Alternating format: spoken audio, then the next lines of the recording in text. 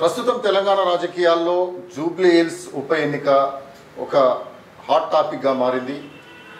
ఏ party గెలుస్తుంది, ఏ party గెలిస్తే తెలంగాణలో మరి ఆ ప్రభావం పడబోతుంది అనేది కూడా ఒక టాపిక్గా మారింది.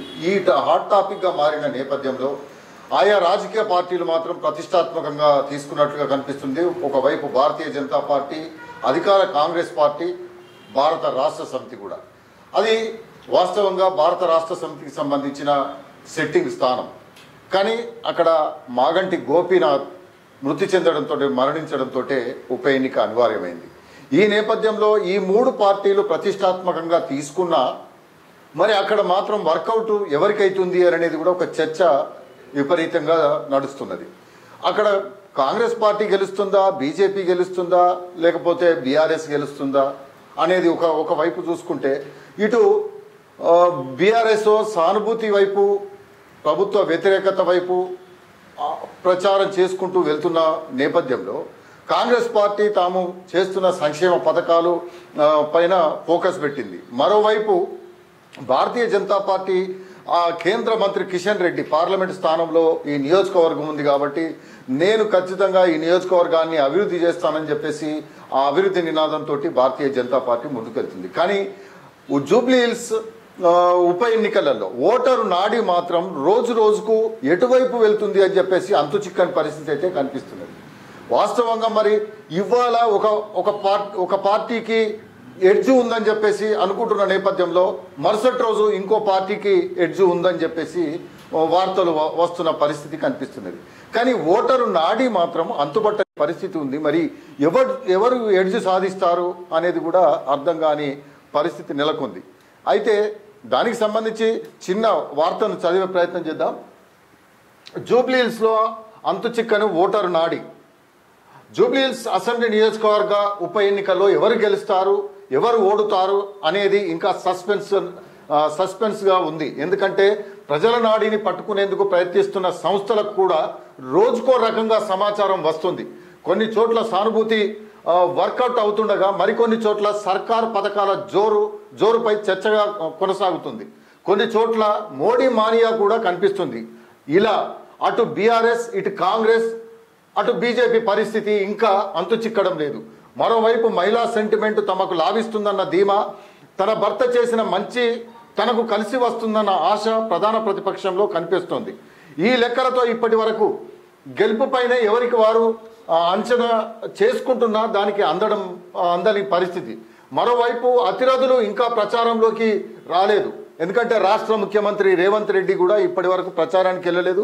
కిషన్ రెడ్డి కూడా ఇప్పటి వరకు ప్రచారానికి వెళ్ళలేదు. అటు కేసీఆర్ కూడా ప్రచారానికి వెళ్ళని పరిస్థితి కనిపించింది. కాబట్టి ఇంకా అతిరథ మహారాజులు అయితే ఎవ్వరూ ఇంకా ప్రచారంలో అడుగు పెట్టలేదు. మరో 17 రోజుల వరకు ప్రచార పర్వానికి అవకాశం కూడా ఉంది. ఇలాంటి సందర్భంలో లెక్కలు ఎప్పుడు ఎలా మారతాయో చెప్పలేని పరిస్థితి నెలకొంది. కొన్నాళ్ల కిందట ఒపీనియన్ పోల్స్ అభిప్రాయం ప్రకారం బీఆర్ఎస్కు ఎడ్జ్ ఉందని సంకేతాలు వచ్చాయి. కానీ తర్వాత స్థానికంగా చేసిన మరో సర్వేలలో ఎడ్జ్ తగ్గుముఖం పట్టింది. పైగా కాంగ్రెస్కు ఎడ్జ్ పెరుగుతోందని తేలింది.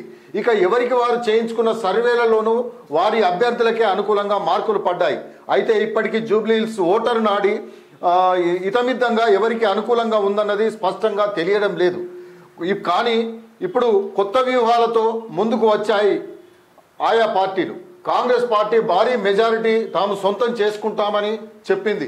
నిజానికి గత ఎన్నికల్లో 3వ స్థానంలో ఉన్న నవీన్ యాదవ్ను ఇప్పుడు బరిలోకి దింపారు. అప్పట్లో ఆయన 35,000 ఓట్లకే పరిమితం అయ్యి డిపాజిట్ కోల్పోయారు. మరి ఆయన ఇప్పుడు ఎలా పుంజుకుంటారో, భారీ మెజారిటీ ఎలా దక్కించుకుంటారో మనం చూడాల్సిన పరిస్థితి. ఇక బీజేపీ అభ్యర్థి లంకలపల్లి దీపక్ రెడ్డి కూడా తనకు 50,000 పైచిలకు మెజారిటీ వస్తుందని అంచనా వేస్తున్నారు. కానీ ఈయన కూడా గత ఎన్నికల్లో చతికిలా పడ్డారు. మరోవైపు బీఆర్ఎస్ పార్టీ 1,00,000 ఓట్ల మెజారిటీ లక్ష్యంగా పెట్టుకున్నట్లు పార్టీ ప్రకటించింది.